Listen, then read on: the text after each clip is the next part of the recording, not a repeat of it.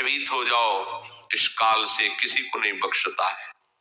कैसी कैसी भयावह स्थितियां तुम्हें दिखाई नहीं दे रहा, कोई तुम्हें पूछने वाला नहीं है। जब तुम्हारा कर्म तुम्हें दंड देगा, कोई तुम्हारा साथ नहीं देगा। इसलिए सावधान। अनन्य निष्ठा भगवत प्राप्ति का पताका है।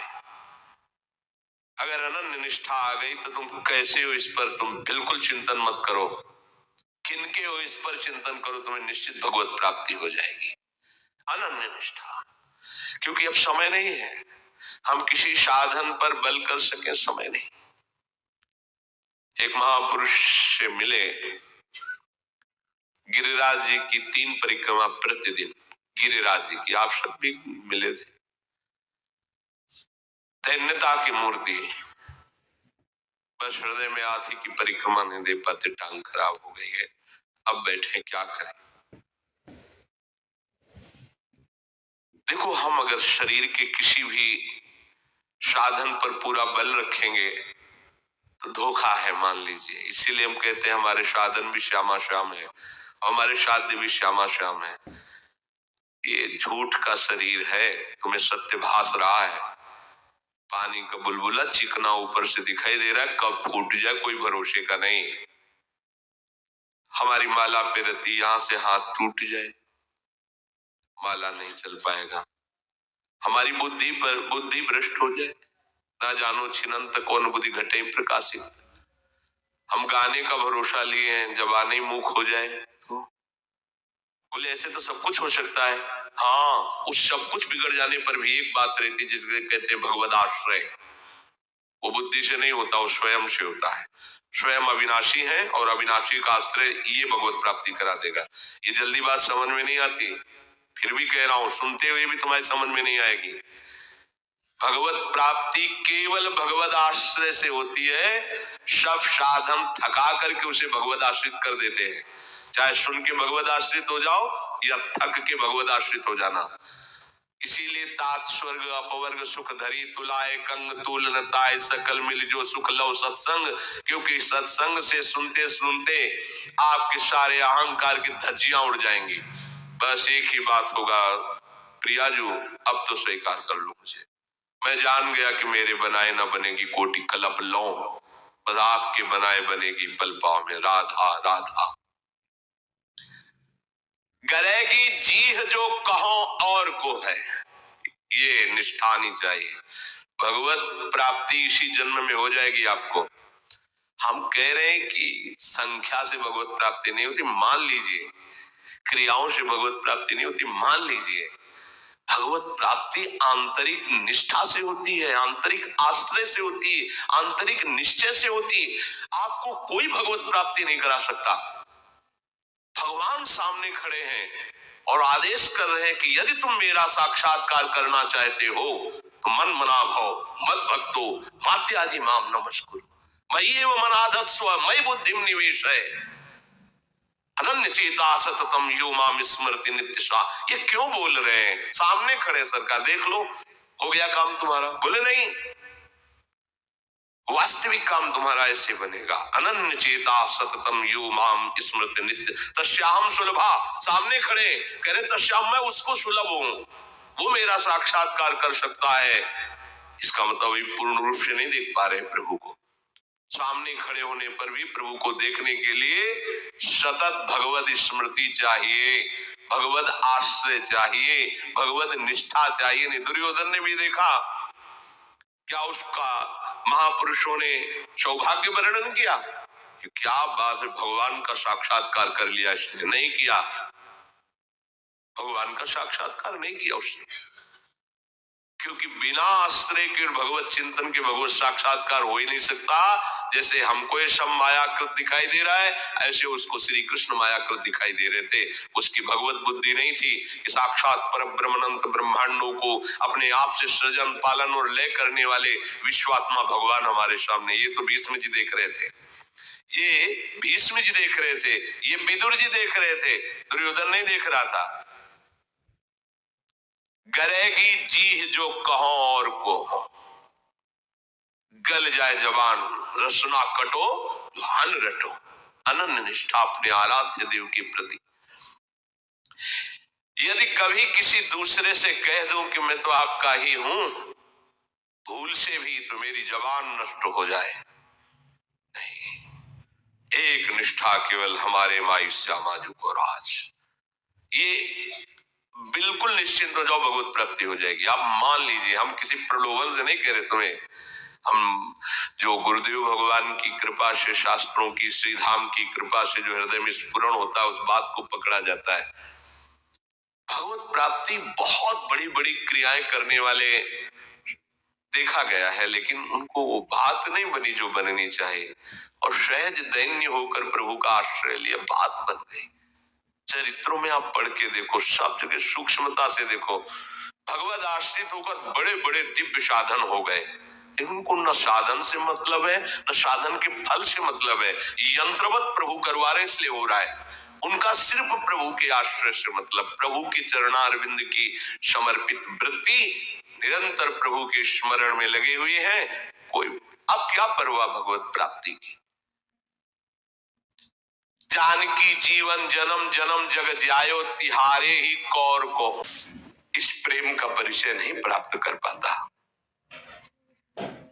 ना चाहते हुए भी ये काम पापाचरण करा ही देता है।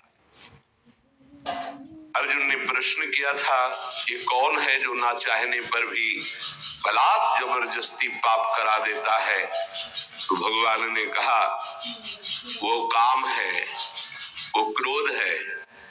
ये रजोगुण से प्रकट होता है, राग से, और ये महापापी है, अर्थात महापाप कराने वाला है। महाशनो, ये कभी तृप्त नहीं होने वाला, चाहे जितना भोग लो। ना चाहने वाली बात ऊपरी है और चाहने वाली बात हृदय की है। संसार शरीरों में भोगने से सुख मिलता है, अंदर बैठा है, और ऊपर से हम कहते हैं कि हम नहीं चाहते थे पर ऐसा हो गया। नहीं, अगर ये बात अंदर बैठ जाए कि हमें नहीं चाहिए ये झूठे सुख, तो फिर कोई परास्त नहीं कर सकता। तो बोलिए, जानकारी होने पर भी प्रयोग क्यों नहीं हो पाता?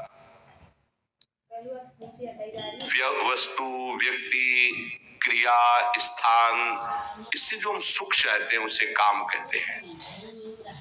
किसी शरीर से, किसी वस्तु से, किसी पद से, इस काम में शब्द तो एक है पर इसके दोष अनंत है। शब्द है काम, और अनंत पापाचरण कराने की इसमें सामर्थ्य है। काम में इसमें अनंत विकार भरे हुए हैं। जब तक मनुष्य के भीतर ये बात बनी रहती है कि शरीर भोग से, वस्तु भोग से, पद भोग से हम सुखी हो जाएंगे, तो ये काम पाप ही कराता रहता है। निर्दोष, निर्विकार, निष्पाप होने के लिए इस काम का मर्दन करना आवश्यक है। सहने से ये नष्ट हो जाते हैं। शास्त्र निषिद्ध कर्म ये काम ही कराता, प्रारब्ध नहीं कराता। प्रारब्ध से शास्त्र निषिद्ध कर्म जो किए उनका फल आता है सुख दुख। अगर शास्त्र प्रतिपादित है तो सुख आएगा, शास्त्र विरुद्ध है तो दुख आएगा। लेकिन ये जो हमसे पाप करा रहा है, कोई प्रारब्ध नहीं करा रहा, कोई काल नहीं करा रहा, कोई ईश्वर नहीं करा रहा।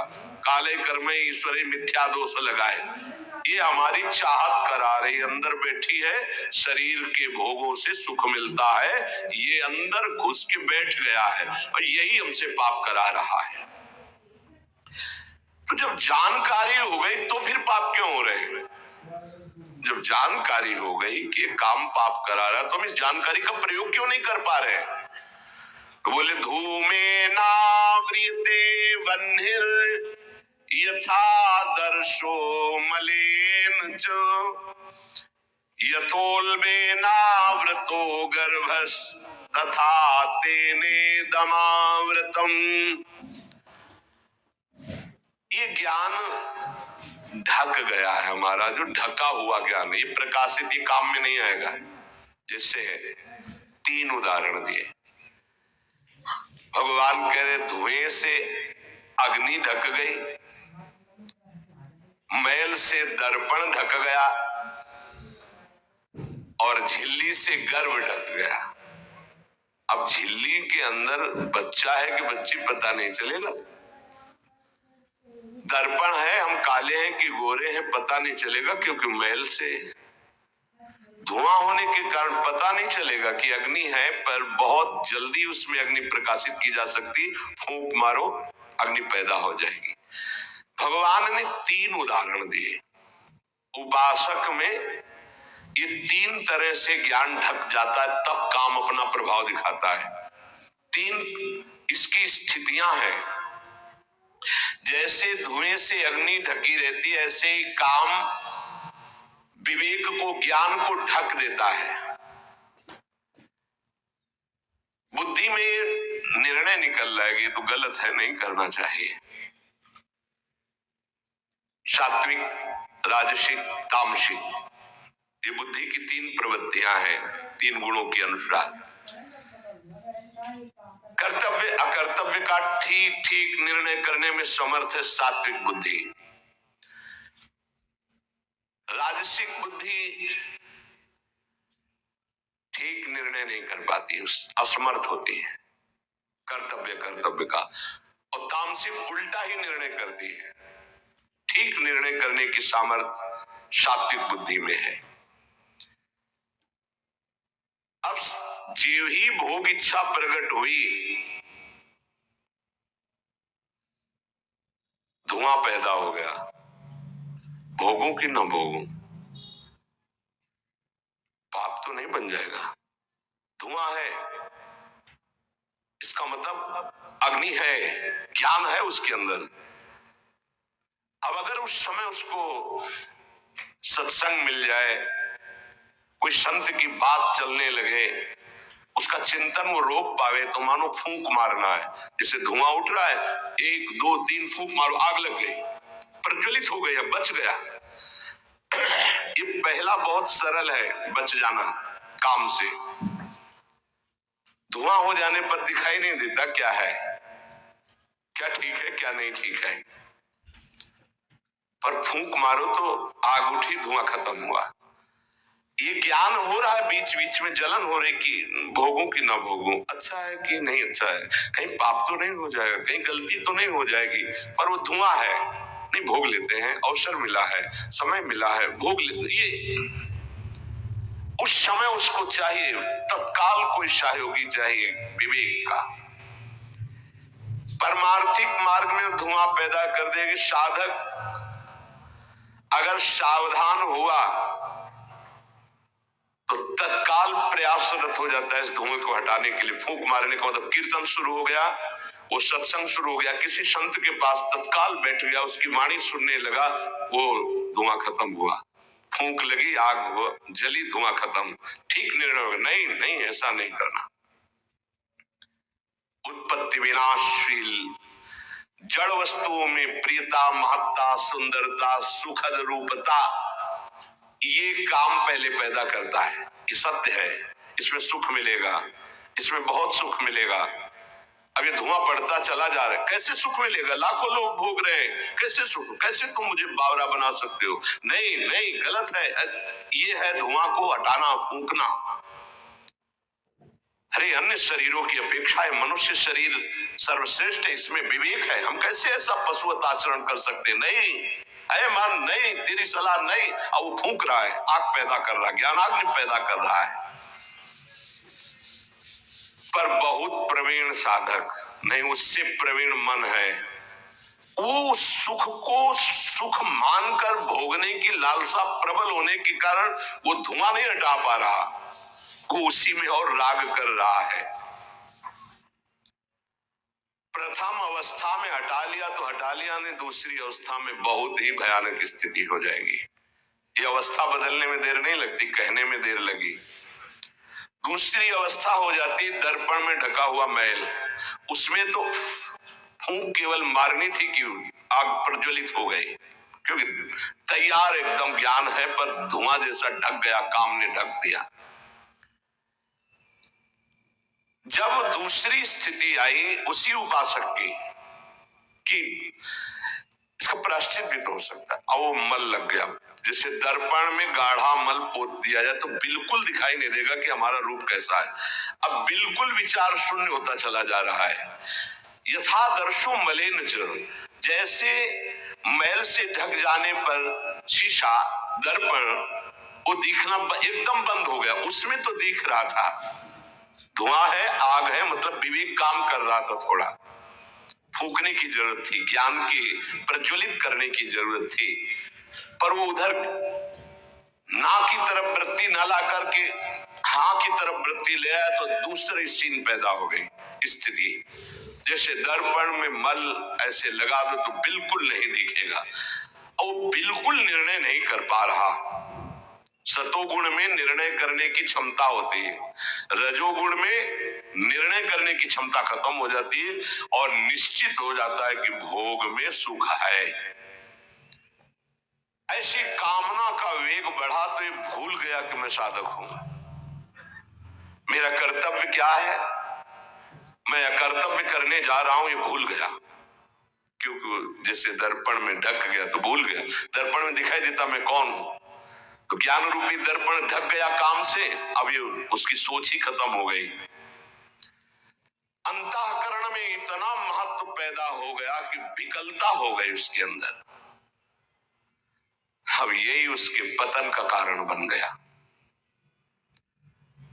इतना महत्व बढ़ गया कि निर्णय करने की क्षमता खत्म हो रही है कि मैं एक साधक हूं, मैं उपासक हूं, पापाचरण नहीं करना चाहिए। ये किसी का भी हो सकता है। पहली दशा बहुत जल्दी हटा जा सकता है, फूंक मारी हट गया, आग पैदा हुई ज्ञान की, नहीं नहीं। दूसरी दशा गुंजाइश है थोड़ी, उसको ऐसे पोछना पड़ेगा, समय लगेगा, पोछना पड़ेगा, तब दिखाई नहीं नहीं। तो दूसरे में संभलना रजोगुण,